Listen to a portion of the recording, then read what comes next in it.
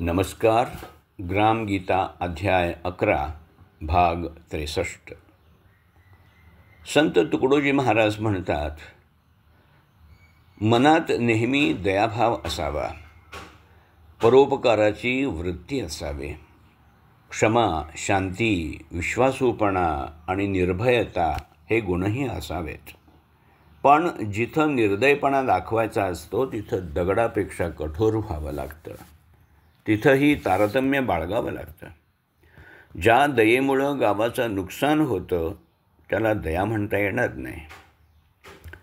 भिकाऱ्याला भीक वाढली आणि त्यानं त्याचा दारू गांजासाठी उपयोग केला तर तुम्ही दाखवलेल्या दयेचा उपयोग काय? काही चोरटे गावात शिरतात, दिवसा साधुवेशात फिरतात आणि तेच लोक रात्री वेशभूषा बदलून लुटारोपणा करतात. अशा लोकांना शूरवीरांनी दया दाखवायची नसते.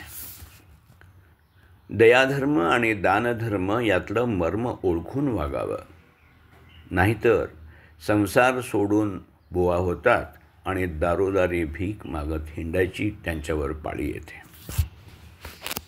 कष्ट करण्याची सवय नसली की असे सगळे प्रकार करत हिंडतात आणि खऱ्या साधुसंतांची नावं खराब करतात. संत तुकडोजी आपल्या ग्रामगीतेतून गावातल्या भोळ्या भाबड्या लोकांना डोळे उघडे ठेवून जगायला सांगतात. ज्यानं तुम्ही तारतम्य न बाळगता दानधर्म करता तीच माणसं गावात माधुकरी मागत फिरतात, जुगार खेळत हिंडतात, दारू, गांजा, भांग आणि मुली अशी सगळी व्यसनं करतात आणि मठात राहून या सगळ्यांवर पांघरून घालतात. अशी ही उदाहरणं तुम्हाला आजही पाहायला मिळतात. अशा लोकांना दानधर्म करावा असं कोणत्या देवानं सांगितलं हो? प्राण्यांचं पालन करणं आणि कंटकांचं निर्दालन करणं याला संतांनी दया असं म्हटलं आहे.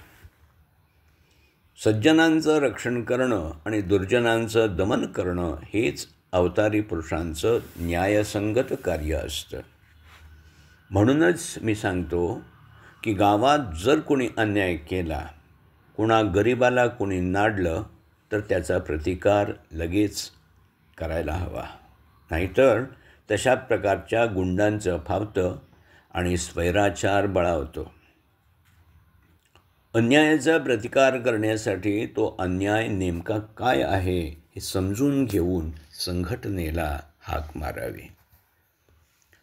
अन्यायातही वेगवेगळे प्रकार आहेत.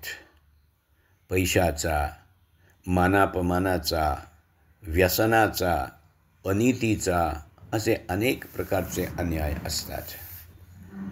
या सगळ्यातून निश्चित असा मार्ग काढला पाहिजे.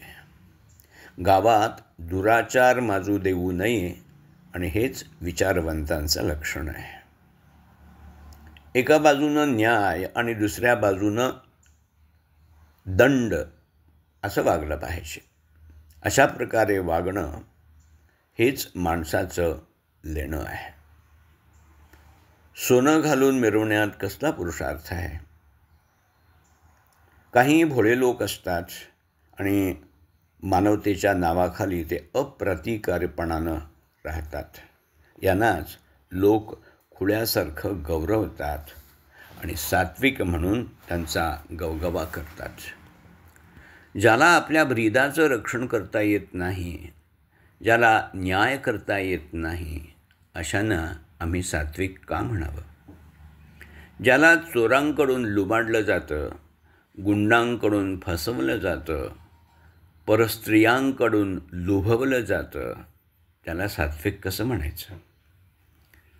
ज्याच्या तोंडावरची माशी उडत नाही, जो पोलिसाला पाहताच दचकतो, ज्याला आपला हक्क काय आहे हेच कळत नाही, तो कसला सात्विक? अशा माणसाला दुबळा, भित्रा, अज्ञानी, निर्बुद्ध, दगड, मैंद अशा नावांनी ओळखणंच योग्य होईल. क्रमशः